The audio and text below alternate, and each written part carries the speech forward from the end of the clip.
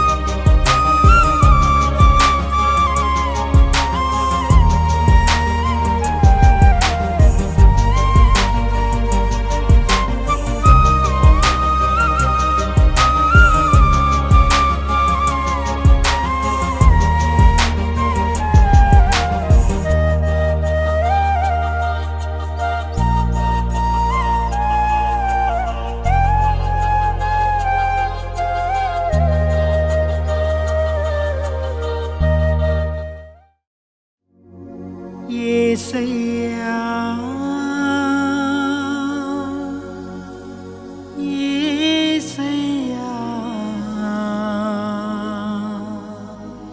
యేసయ్యా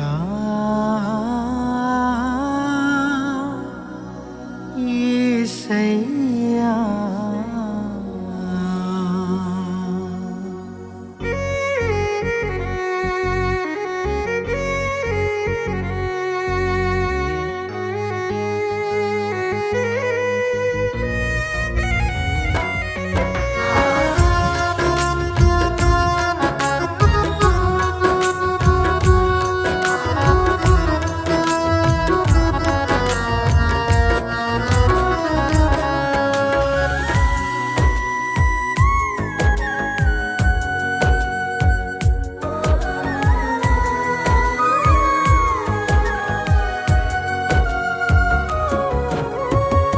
పనికిరాని నన్ను వెలిగించావయ్యా, మండుచున్న అగ్నివాలే నన్ను చేసావయ్యా.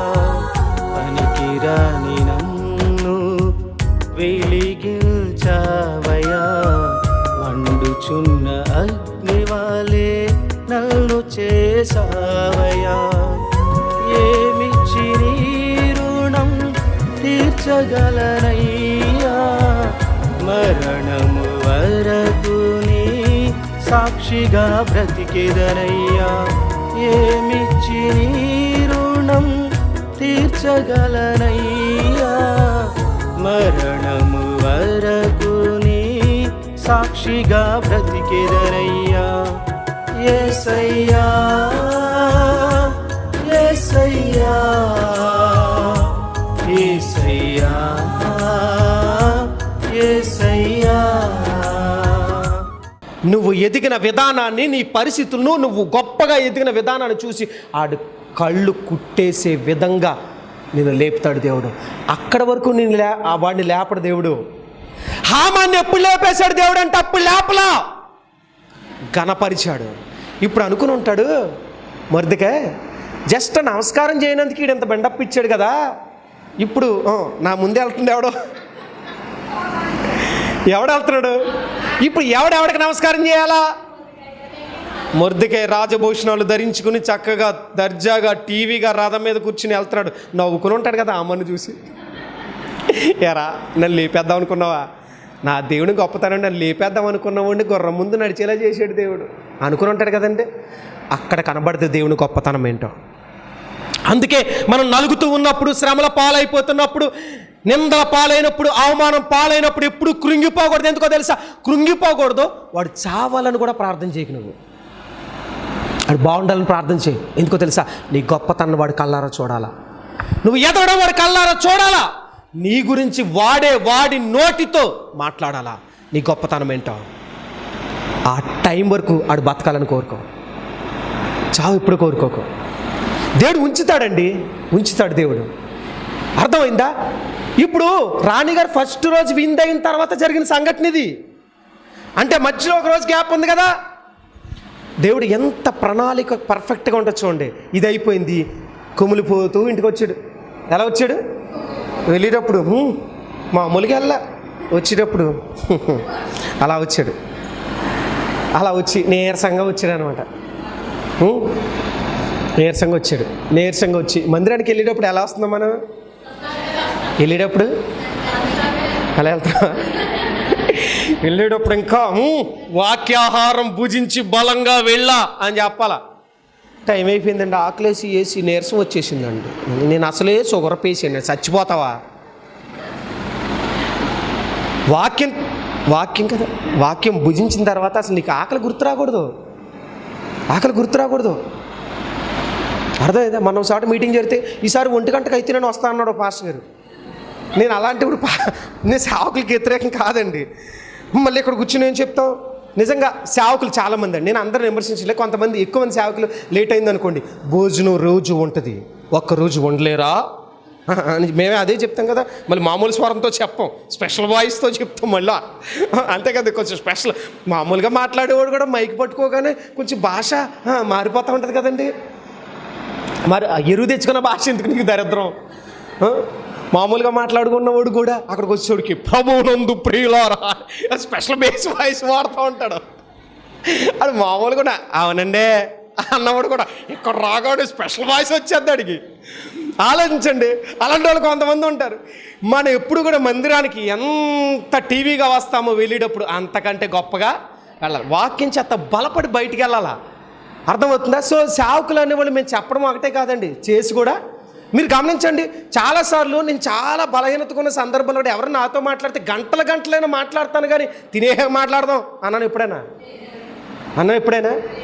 మీరు ఆలోచిస్తారు చాలామంది, అరే అయ్యగారు భోజనం చేయాలేమో, అయ్యగారికి లేట్ అవుద్దేమో, నిద్రపోవడానికి లేట్ అవుద్దేమో మీరు ఆలోచిస్తారు. కానీ ఏ రోజు కూడా 2 అయినా 3 అయినా ఏ టైం అయినా సరే నేను విశ్వాసులతో మాట్లాడడానికి, వారి బాగోగులు తెలుసుకోవడానికి, వారి సమస్యలు తెలుసుకోవడానికి సమయాన్ని కేటాయిస్తాను. ఎందుకో తెలుసా? తిండప్పుడు నాకు బలహీనత రాదా, నేను ఇంటి దగ్గర ఉంటే ఒక క్షణం భోజనం ఆగను. పాస్టమ్గా అడగండి, మా ఆయనగారి నిద్రకి తిండికి ఆగరని చెప్తారు చాలాసార్లు. కానీ దేవుని మందిరంలోకి వచ్చిన, పరిచర్యలో ఉన్న, ఎవరితోనో మాట్లాడిన బలపరచడానికి ఇష్టపడతాను తప్ప భోజనం పొరపాటును కూడా గుర్తు చేసుకోం. విశ్వాసులని సేవకులని మనం ఏం చెప్తాం అది చేయాలా. ఇప్పుడు బలంగా వచ్చాడు, ఎలా వెళ్ళాడు? నీరసంగా వెళ్ళాడు. ఏమండి మంచి ఆవేశంతో వెళ్ళారు కదా, ఎంత నీరసగిలిపోయి వచ్చారేంటండి అని అంటే, ఏం చేయమంటావు? ఏ చేతులతో చంపేద్దాం అనుకున్నాను, ఆ చేతులతోనే బట్టలు ఇచ్చాను, ఆ చేతులతోనే బంగారాభరణాలు ధరించాను, ఆ నోటితోనే రాజును గణపరచను అపేక్షించు వానికి ఎలాగూ జరుగును అని చెప్పి నా నోటితో నేనేం చెప్పాను, నా కర్మ ఇంకేం చెప్పుకోను నేను అంటున్నాడు. ఎవరో హామాను. అలాగనేసరికి వీళ్ళు నీరసించిపోయారు. ఈలోగా వచ్చింది ఏంటంటే, న్యూస్ వచ్చింది, రాణి గారు ఎందుకు రమ్మంటున్నారు, చావు కబురు చల్లగా వచ్చింది అనమాట. అనేసరికి పోన్లే రాణిగారు అన్న ఎందుకు రమ్మన్నారు అనుకుంటా వెళ్ళేసరికి ఇద్దరికి మంచి పంచభక్ష పరమాన్యాలు పెట్టింది. ఇద్దరు హ్యాపీగా తిన్నారు. పోన్లే పక్కన అది అలాగున్నా కానీ కనీసం రాణిగారి దగ్గర గౌరవం ఉంది అన్నట్టుగా మంచి భోజనాలన్నీ తినేసరికి ఇప్పుడు రాజుగారు అడిగారు, రాణి నీ విజ్ఞాపన ఏమిటి అని అడిగేసరికి ఏమంత తెలుసా, మళ్ళీ రేపు రండి అనలా. అప్పుడు అందే, రాజా మేము మా యోధా జాత అంతా పనికిమాలినోళ్ళమా, సంహరించబడ్డానికి అంత తీసిపాడేసిన వాళ్ళమా, మా జాతిని చంపేయడానికి ఎందుకు మీరు కొంతమంది కంకణం కట్టుకుని నా జాతిని నాశనం చేయాలని ఆశపడుతున్నారు అనేసరికి రాజుగారికి పిచ్చి కోపం వచ్చేసింది. ఎవడాడో అన్నాడు. ఎవడండి అనేసరికి భోజనం చేశాడు కదా, మొత్తం బయటకు వచ్చేసి ఉంటుంది అయ్యగారికి. ఒక్కసారిగా స్టన్. ఇప్పుడు ఏం చేయలేదు తెలియలా. ఇక రాజు పైకి లేచాడు, అత్యాగ్రహం వచ్చేసింది. ఎందుకు వచ్చేసిందంటే, మరి రాణిగారు అంటే చాలా ప్రేమ.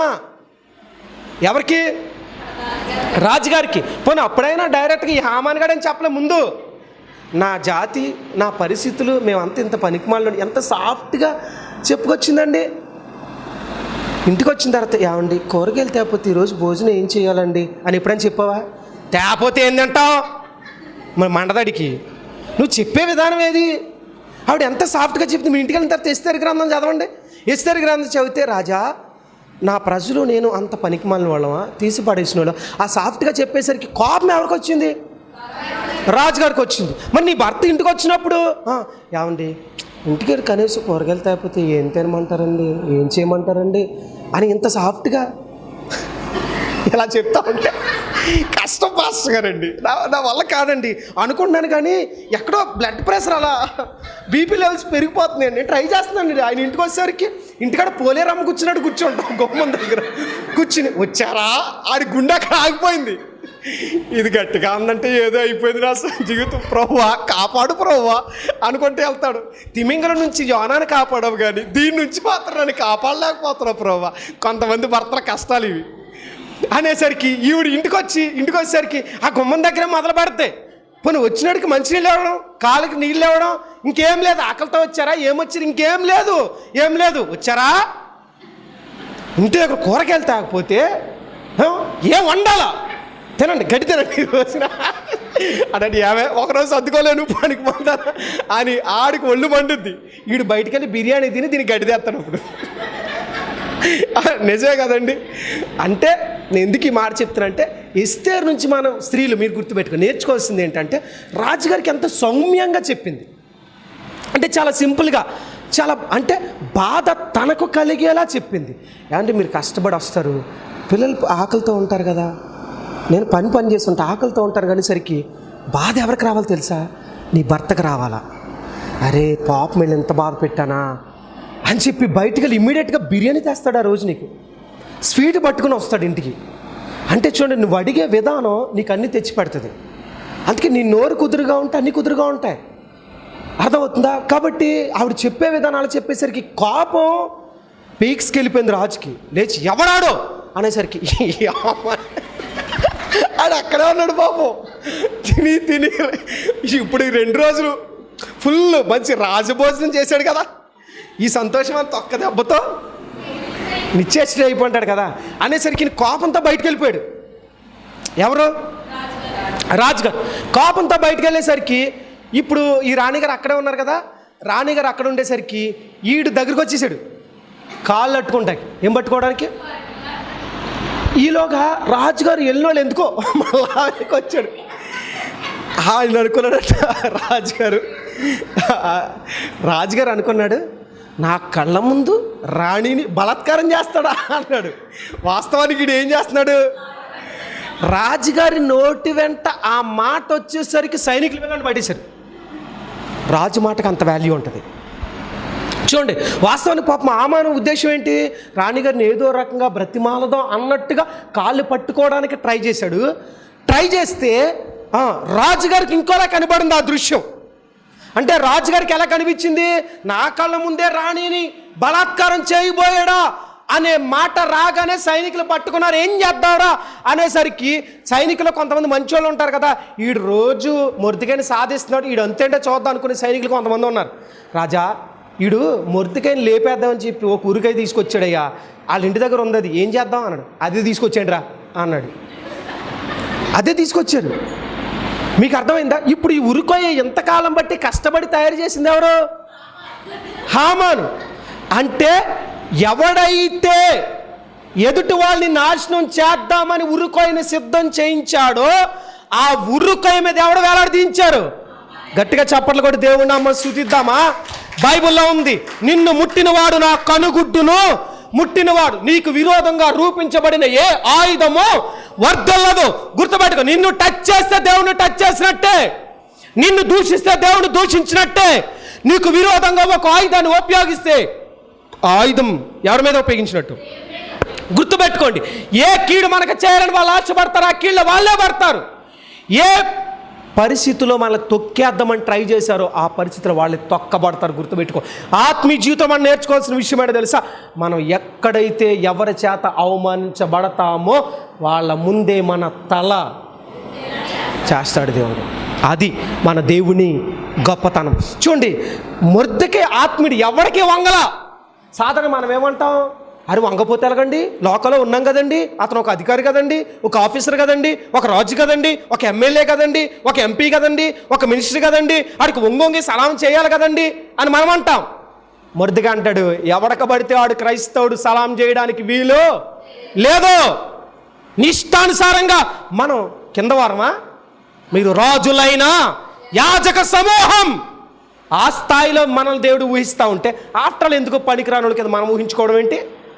మొర్దెకై సామాన్యుడే, కానీ ఆ హామాను పోస్ట్ ఎవరికి ఇచ్చారు తెలుసా? మొర్దెకైకి ఇచ్చారు. అంటే చూడండి, ఏ ఉర్రుకొయ్యి మీద చంపేద్దామని ట్రై చేశాడో ఆ ఉర్రుకొయ్య అతనికే ఉపయోగపడింది. ఆత్మీయ జీవితంలో గుర్తుపెట్టుకోండి, మనల్ని ఎవడ పాడు చేద్దాం అనుకున్నాడు, ఎవడ తొక్కేద్దాం అనుకున్నాడు, ఎవడ హేళనగా మాట్లాడి మన పరిస్థితుల గురించి కించపరిచి మాట్లాడారు, ఆఖరికి ఆ సిచ్యువేషన్లో ఆడే ఉంటాడు. ఏ ఆస్తి మన నుంచి దోచుకున్నారో, ఏ బంగారం మన నుంచి దోచుకున్నారో, ఏ పేరు మన నుంచి దోచుకున్నారో అది వాళ్ళకి శుభం ఎప్పటికీ కాదు, వాళ్ళకి నాశనం. అది అన్యాయంగా మన నుంచి దొంగిలించారు, అన్యాయంగా మన సొత్తు లాక్కున్నారు, అన్యాయంగా మన పరిస్థితులను అన్యాయంగా మనల్ని ఆరడిపరిచి, అన్యాయంగా హేళన చేసి, అన్యాయంగా నిందల పాలు చేసి మనల్ని ఏదేదో చేద్దామని ట్రై చేస్తారు. కానీ ఆఖరికి దేవుడు మన తల దించేవాడు మాత్రము కాదు, సగర్వంగా మన తల పైకెత్తే దేవుడు అండి. అది మన దేవుని యొక్క గొప్పతనం. చూడండి, దానియేలు ఎక్కడో ఉన్నాడు, కానీ దానియేలు తల ఎత్తేవాళ్ళలాగా ఎవరు చేశారు తెలుసా? ఆ సామ్రాజ్యములు జ్యోతిష్యులకు సాధ్యం కాల, కల్దీలకు సాధ్యం కాల, జ్ఞానులకు సాధ్యం కాల. రాణిగారు వచ్చాడు, రాజా మీ తండ్రి కాలంలో ఒకడు ఉన్నాడయ్యా, గొప్ప దైవజనుడు, అతను ఆత్మ కలిగిన వాడు, అతనుకున్న జ్ఞానం ప్రపంచంలో ఎవరికీ లేదయ్యా, తీసుకురండి ఆయన్ని. దేవుని చిత్తంలో ఉన్నవాడు రాజుకు కూడా మన అవసరం పడుద్ది, అలా ఉంచుతాడు దేవుడు మనల్ని. ఇప్పుడు బాగా ఆలోచించండి, రాజు ఆ పరిస్థితుల్లో కూడా దానియేలు వద్దు అన్నాడా? అవసరం ఎవరిది? బైబిల్లో స్పష్టంగా దేవుడు చెప్తున్నాడు, మనం దేవుని కొరకు నిలబడితే రాజులని మన ముందు నిలబడాల్సిందే. అవునా కాదా? అది దేవుని గొప్పతనం. కానీ మనం ఎప్పుడు కూడా చావలేనోలాగా ప్రవర్తించకూడదు, భక్తి లేనోలాగా ప్రవర్తించకూడదు, విశ్వాసం లేనోలాగా ప్రవర్తించకూడదు. ఈరోజు కష్టం రావచ్చు, ఈరోజు ఇబ్బంది రావచ్చు. నెబుకద్నెజరు మహాచక్రవర్తి ఏమన్నాడు? రేయ్, నా విగ్రహానికి నమస్కారం చేయకపోతే తీసుకెళ్ళి అగ్నిగుండంలో పడేస్తా. ఉంగిపోయారా? రాజా అన్నారా? రాజా నీ ఇష్టం ఏం చేసుకో. ఓ రాజా, మా దేవుడు రక్షించగలిగిన సమర్థుడు, ఒకవేళ రక్షించకపోయినా చస్తామంతే, ఈ దిక్కుమాల విగ్రహానికి మాత్రమే నమస్కారం. వాళ్ళు రాజు ముందే ఈ స్వరంతో ఎవడన్నా మాట్లాడతాడా? ఇప్పుడు మీరు చదవండి ఆ కాన్వర్జేషను దానియేలు గ్రంథంలో. రాజా అన్నరాళ్ళు ఎలా మాట్లాడారు వాళ్ళు ముగ్గురు? ఓ రాజా అని ఉంటారా? వాళ్ళంతా ఓ రాజా, మా దేవుడు మమ్మల్ని రక్షించగలిగిన సమర్థుడు, ఒకవేళ రక్షించకపోతే పోతాం. ఈ దిక్కుమాలిన పని మాత్రం మేము అసలు ఆలోచించాం. మనం చదువుకోవడానికి ఎంత ఈజీగా ఉందా, అంత గట్స్ ఉండాలి కదా. మనకు ఉంటాయా? ఆఫ్టర్ సర్పంచ్ వస్తే కసి ఉండిపోతాం మనం, నిజమే కదండి. ఇప్పుడు ఒక ఎమ్మెల్యే గారు వచ్చి, అమ్మా నువ్వు ప్రార్థన మానకపోతే నీ కార్డు తీసేద్దాం అనుకుంటున్నట్టు అయ్యా అని తయారైపోతాం మనం ఆఫ్టర్ కార్డుకి. అప్పుడు మనం చెప్పాలి, ఏం చెప్పాలి? అయ్యా నువ్వు ఎంత గొప్ప ఆఫీసర్ అయినా, గొప్ప అధికారం అయినా తీసేస్తే తీసేయ్, మా దేవుడు మమ్మల్ని పోషించగలిగిన సమర్థ. ఒకవేళ ఓ రాజా, ఒకవేళ ఓ ఎమ్మెల్యే, మేము పోషించబడకపోయినా పశువులతో చస్తాం, ఈ పని మాత్రం మేము. ఆ గట్స్ ఉండాలి క్రైస్తవుడికి. దాన్ని ఏమంటారంటే రోషం. ఏమంటారు చెప్పండి? మొర్దెకైలో ఆ రోషం ఉంది, దానియేలులో ఆ రోషం ఉంది, షడ్రకు మేషకు అబేద్నెగోల్లో ఈ రోషం. ఇది ఎక్కడి నుంచి వస్తుందంటే దైవ జ్ఞానం కలిగిన వాళ్ళకి. ఏ జ్ఞానం? ఇప్పుడు చెప్పండి, మనకు మోసగించే జ్ఞానం ఉందా, లేకపోతే రోషం కలిగిన జ్ఞానం ఉందా? హామానికి జ్ఞానం ఉంది, తన మాటలతో రాజుని మెప్పించాడు, తన మాటలతో రాణిని ఇన్స్పైర్ చేశాడు అనుకున్నాడు, తన మాటలతో గొప్ప పొజిషన్కి వెళ్ళాను అనుకున్నాడు. ఇది దెయ్యాల జ్ఞానం. ఇప్పుడు దేవుని జ్ఞానం కలిగిన మొర్దెకై తీరస్థితిలోనే ఉన్నాడు, పనికిరాని పొజిషన్లో ఉన్నాడు, నిందించబడే పొజిషన్లో ఉన్నాడు. ఇంకా చెప్పాలంటే ఇంకా ఉరుకోయి సిద్ధం చేయించుకుని చచ్చిపోవడానికి సిద్ధపడిన స్థితిలో ఉన్నాడు. ఇప్పుడు మనకి ఏం కనపడితే దైవ జ్ఞానం కలిగినోడేమో కష్టంలో ఉన్నాడు, దెయ్యాల జ్ఞానం కలిగినోడేమో మంచి పొజిషన్లో ఉన్నాడు. మనకేమనిపిస్తుంది ఇప్పుడు? అనిపిస్తుంది లోకంలో. కానీ మంచి పొజిషన్ చేంజ్ చేయగలిగిన సమర్థత ఎవరిలో ఉంది? ఇప్పుడు చెప్పండి, షిఫ్ట్ అలా మార్చాడు దేవుడు. అంటే దెయ్యాల జ్ఞానం ఉన్నవాడు పోయే కాలం దాపరిం చేసింది, దైవ జ్ఞానంతో ఉన్న దేవుడితో నమ్మకంగా బ్రతికిన మొర్దెకై జీవితం మాత్రం గొప్ప పొజిషన్లో, గట్టిగా చప్పట్లు కొట్టి దేవుడి నామాన్ని కనపరచడానికి. ఈ రాత్రి మాటలు టీవీ చూస్తున్నప్పుడు, టీవీ ద్వారా ఈ వర్తమానం వింటున్న వాళ్ళైనా, కుడి వచ్చిన వాళ్ళైనా గుర్తుపెట్టుకోవాల్సిన అంశం ఒక్కటే, మనలో ఏ జ్ఞానం ఉండాలా? దైవ జ్ఞానం. దైవ జ్ఞానం ఒకరు మోసగించదు. దైవ జ్ఞానం అన్యాయంగా డబ్బులు ఎగ్గొట్టదు. దైవ జ్ఞానం అన్యాయంగా ఒకరు మోసగించదు. దైవ జ్ఞానం ఇంకొకరి మనసుతో ఆడుకోదు. దైవ జ్ఞానం ఇంకొకరి దగ్గర అబద్ధాలు చెప్పదు. అబద్ధాలు చెప్పి గొప్ప స్థాయికి వెళ్ళదు. గుర్తుపెట్టుకో, దైవ జ్ఞానం కలిగిన దానియేలు రాజు సముఖములో నిలబడ్డాడు. దైవ జ్ఞానం కలిగిన యోసేపు రాజు సముఖములో నిలబడ్డాడు. దైవ జ్ఞానం కలిగిన మొర్దెకై రాజు సముఖంలో నిలబడ్డాడు. ఆత్మీయ స్థితిలో మన దైవ జ్ఞానం కలిగిన వాళ్ళమైతే గొప్ప ముందు నిలబెడతాడు దేవుడు. మనం ఎవరు ఏదైనా మనల్ని పాడు చేయడానికి ప్రయత్నిస్తే ఆఖరికి ఎవరు పాడవుతారు? అలా అనుకుంటారు, ఈరోజు మనం బలి కొట్టేసారా, ఈరోజు బంగారం బలి దొబ్బేసారా, చైన్ బలి దొబ్బేసారా, మా అక్క ఆస్తి బలి కొట్టేసావరా, మా అన్న ఆస్తి బలి కొట్టేసావరా, నా భార్యని బలి చీట్ చేశాను రా, ఈరోజు బాగుంటుంది. కానీ ఏదో ఒక రోజు ఆ చీటింగ్ మళ్ళీ ఎవరి నెత్తి మీదకి వస్తుంది? ఎవరి నెత్తి మీదకి వస్తుంది? వాడు చేసిన కీడు అర్థమవుతుందా? గుంట ఎవడు తవ్వుతాడో ఆ గుంటలో ఆడే పడతాడంట. ఎదుటి వాళ్ళ కోసం అందుకే గుంట తవ్వకండి, ఆ గుంటలో నువ్వే ఉంటావు. ఆఖరికి ఎదుటి వాళ్ళ కోసం సమాధి తవ్వితే ఆ సమాధిలో నువ్వు ఉంటావని అర్థం. కాబట్టి ఎవరి నాశనాన్ని మనం కోరడానికి చేతనైతే బాగుని కోరుకో. అర్థమవుతుందా? సో మనకి ఏ జ్ఞానం ఉండాలా? దానియేలుకి ఏ జ్ఞానం ఉంది? మొర్దెకైకి ఏ జ్ఞానం ఉంది?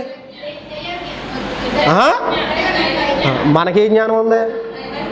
దయ్యాల జ్ఞానమా? కాబట్టి ఏ జ్ఞానం ఉండాలా? దైవ జ్ఞానం ఉంటే నీకేం అర్థం అవుద్ది? కాబట్టి యూట్యూబ్లో వీడియోలు చూసి టెన్షన్ పడవు. నువ్వు ఎవడో చెప్పిన అబద్ధ బోధలు చూసి టెన్షన్ పడవు.